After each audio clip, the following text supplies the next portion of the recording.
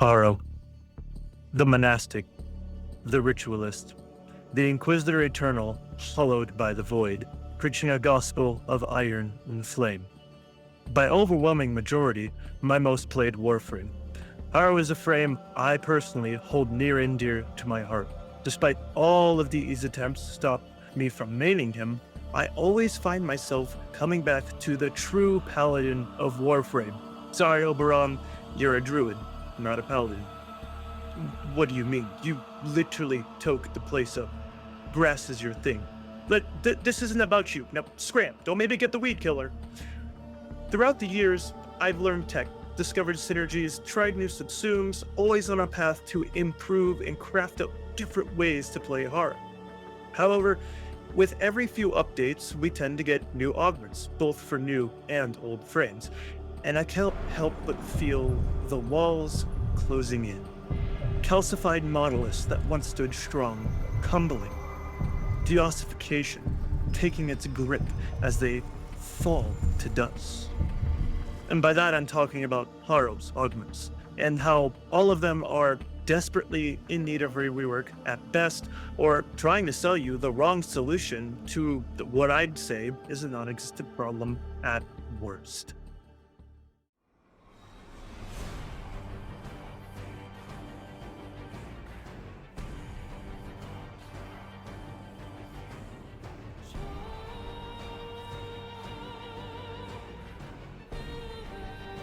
I want to go over what exactly economic overflow is.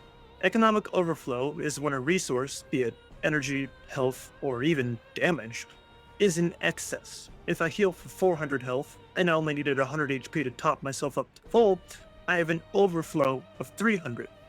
Harrow suffers from this problem immensely in this day and age, and I'm kind of not okay with that. Am I saying that Harrow is a bad C-tier frame whose abilities are a waste? No, by no means. Harrow has a solid foundation in what I would argue are the three pillars of Warframe good, that being survivability with Condemn, Penance, and Covenant, energy economy being solely handled through Thumable alone, so you don't need Energize, Shards, Equilibrium, or Subsumes. Damage buffs? Yeah, he's got those too. Giga crits with a steady aim from his fourth ability, providing 200% flat crit on a headshot or 50% flat crit on a body shot. And his 2 enhances both your fire rate and reload speed. The problem lies in the game's ease of access to the buff effects of Penance and Thumable. Because of that, these two abilities, along with many of Harrow's augments, have become undesirable.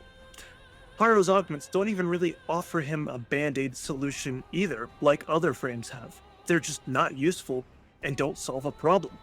On top of that, they don't even really change up his gameplay or add exciting elements to them, like the new augments for Kalervo, Jade, Citrine, and plenty of other frames in the last few years. Now you may say to yourself, infinite heals and energy are good though, right? So what's the problem here? And you're partially correct, if this was still 2017. But it's not. In the year of our great void and despair, 1999 or 2025, almost every Warframe has either innate energy and healing from abilities, or can achieve set effects through many different outsourcing systems like arcanes, shards, and mods. This directly impacts support frames like Harrow, as this creates a situation where your buff effects don't really feel like they have any impact. As such, this reduces a support's oomph and squad impact, making them less fun to play. After all, you're playing a support to support. Funny number go up, look at my children go. Now add the fact that we have systems like Overguard or Mesmerskin's new augment entirely invalidating the need to have shield or health healing. For Harrow's abilities, economic overflow is felt most on Penance lifesteal and Thumable's energy restoration.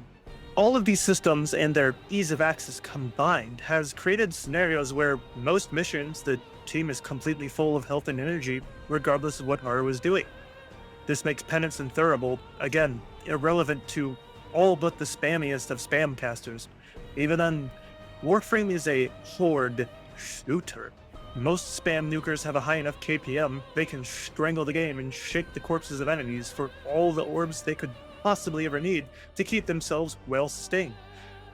Well then, surely DE gave him an augment like Steinax's Intrepid Stand, or Frost's Icy Avalanche. What about Chroma's Guardian armor? They just gave Chroma 75% affinity ranged based damage reduction for all allies, right? Well, as previously stated, no. None of Harrow's augments help to fix these aspects of economic overflow. Harrow's augments, I would say in my opinion, have literally no worth. No band-aids, no overflow conversion, no change in gameplay, nothing.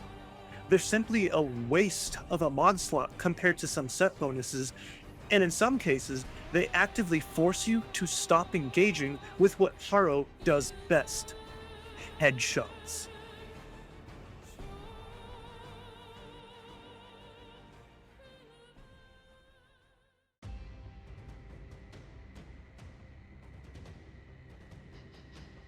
So now that I've established why economic overflow leads to a lack of fulfillment with some aspects of Harrow's abilities, and how none of his augments aim to fix that nor create divergent gameplay, I'd like to discuss what I'd change. Remember, this is all subject to opinion, but it is my hope that this video, some way, somehow, gains enough traction to, in some parallel Prime Reach alternative universe, get DE to, at the very least, give Harrow players a new shiny blessing from the beloved Omnissiah, and maybe rework some of the older augments while they're at it. Anyways, down to business. First up, I want to talk about Tribunal. The issue with Tribunal is that it tries to sell itself as this you don't have to kill things, you can still buff quality of life solution, but therein lies the problem. If you're having issues with high KPM nukers or out of position teammates preventing you from being able to apply your buffs, this augment doesn't really change that. If enemies are being killed before you can shoot them, Condemn, with a much slower travel time and a cone-based hitbox, isn't going to be any better. This augment just doesn't provide value over something you can already do in the game by bullet jumping and repositioning, nor does it solve any issues that you may have with oblivious teammates not working with or understanding how your augments work. So I propose the following: entirely rework Tribunal to lean into what Condemn aims to do best: crowd control and restoration, while offering beneficial buffs to make use of this economic overflow that I've been going on about.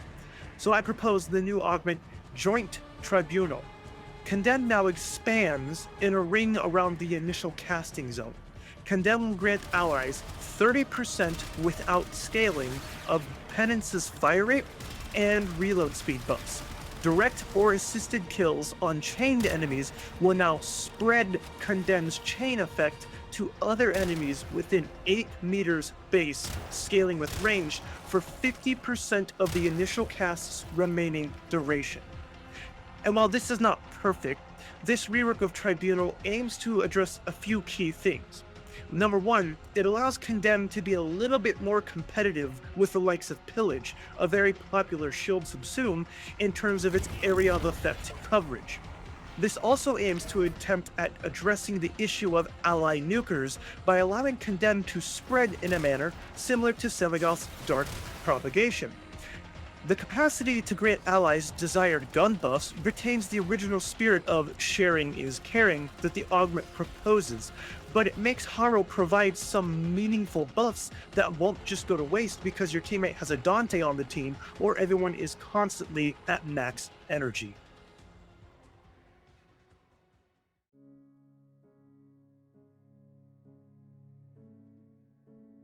Now, I know that seems like a lot, but when you look at most modern warframes, a lot of them, as previously mentioned in the video, tend to have these powerful additions baked into their kit or can obtain them through powerful build-defining augments.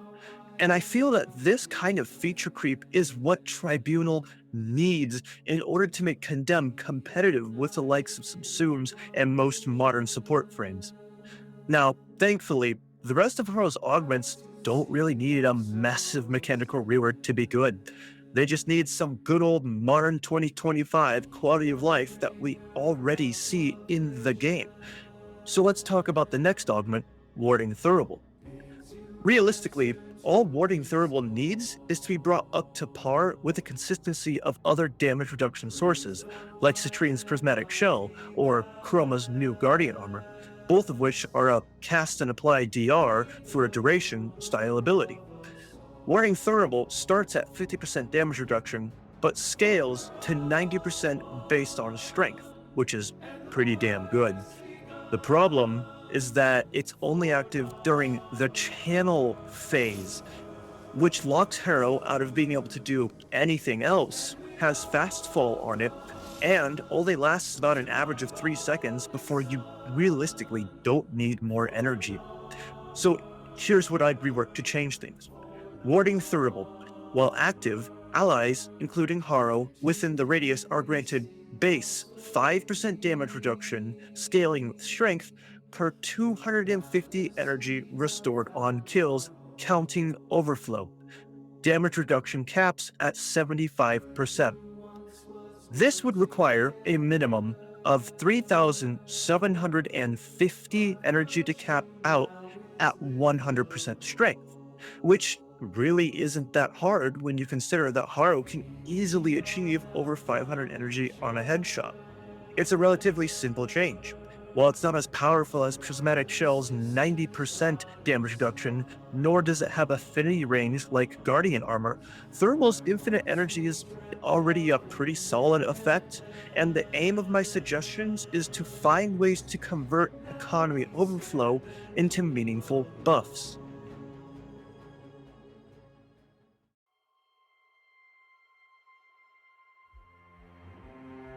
And now for the final augment, Lasting Covenant. The effect of this augment is actually really strong. A theoretically near permanent 200% flat crit on headshot or 50% flat crit on body shot is really strong. What ruins it is the mechanics of it are outdated. To understand why, we need to look at the actual workings of Covenant. You see, Harrow's Covenant works in 2 phases. Phase 1 is what I like to call the capture phase. When Covenant is pressed, it applies invincibility to all allies and pets within affinity range. After that initial duration expires, all absorbed damage is converted into a crit buff, and the invincibility is then removed. The more damage you absorbed, the bigger the crit buff, with strength effectively lowering the amount of damage you need to absorb. The problem lies after the capture phase. Phase 2 is the actual buffing part of the ability. The duration of the buff is roughly twice as long as the capture duration, and that's important because Harrow goes through what's known as a retaliation period during the buff. This means that if Harrow needs to press forward to save someone or himself, you can't do that. You have a mini-boss spawned like an Acolyte and you just want to push forward, be invincible, and whoop their ass. Guess what? You can't do that. You got a low crit buff on your initial cast because your allies have CC'd or killed everything, or their AI is broken, and you want to get a bigger buff? You can't do that. At least, not without throwing yourself into a nullification field, but that means you wipe all of your buffs. The everlasting part of this mod makes that issue even worse, as Lasting Covenant can increase Covenant's duration in the buff period up to 60 seconds, which continues to refresh per headshot. And now, while being locked out of the invincibility of Covenant isn't the end of the world, it's still removing Harrow's strongest and most relevant survival buff. The appeal of this mod drops even further when you consider that the ability to actually get those headshots and extend your crit buff is wildly inconsistent when you factor pubs or specific factions like the OG Infested. And if you get bad a buff due to enemies not shooting you or other reasons, Your gameplay now demands that you stop engaging with the entire focal point of Harrow's kit being headshots just so you can reset. This augment simply offers such minuscule quality of life in that you don't have to push a button every 20-30 seconds for such massive penalties and honestly anti-synergetic situations. Thankfully, though, the solution to this is surprisingly simple, and it's one new frames have started to get. Gyre's Cathode Grace and Cyberdyne's Evade are allowed to be instantly cast without an augment mod as long as their duration has been sustained beyond the initial cast's retaliation phase. And while these abilities do have a 60-second retaliation phase as opposed to Harrow's double base duration, you have to keep in mind that Harrow does not immediately get the benefits unlike Evade or Cathode Grace. You have to spend a third of the time in a capture phase. And I think it's safe to say, with the sacrifice of a mod slot, Harrow should be allowed to do so as well. And it's not like this is a free handout either. Like stated, Harrow is giving up a complete mod slot, has to make sure that the buff is worth maintaining, and then has to have the consistent performance of continuous headshots to upkeep the buff to the point of recast. So, player performance and faction consistency is still a balancing factor. But this at least gives Harrow's Eternal Covenant a refresh during lulls in combat to reset the buff or the duration at the cost of a potential straight snapshot. It also allows Harrow to keep the best aspect of Condemn while putting it on par with more modern frames utilizing similar mechanics.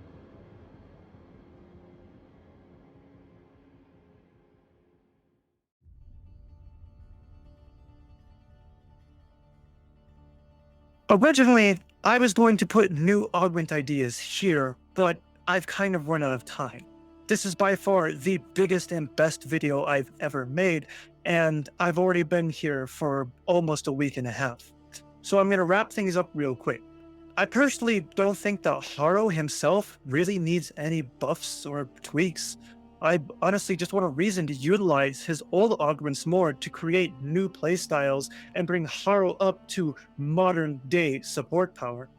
It is my personal opinion and belief that these changes give me a reason to run Condemn over Pillage, Zataz, Nourish, or Nullstar.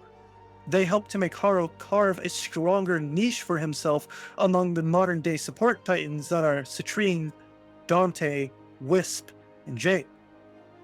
These augments enforce a choice between different support mechanics like damage reduction or overguard, fostering a healthy opportunity cost and therefore creating build diversity. Now, whether you agree with me or disagree with me, I think we can all agree that it would be nice to see Harrow have some new augments to play with, and maybe even some quality of life for his old ones. I just wanted to thank everyone who made it this far into the video.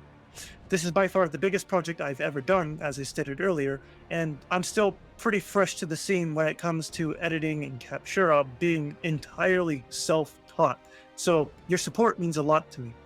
I also apologize for any mic issues or audio weirdness, as my current mic isn't that good, as I lost my old one in a flood last year, and I'm still working on rebuilding my setup. I can't say that I'll make videos of this quality and depth again, but hey, who knows? We'll simply have to see what the future holds. The void, after all, is unpredictable. So that's all I've got, and I'll see you in the Origin System 10-0.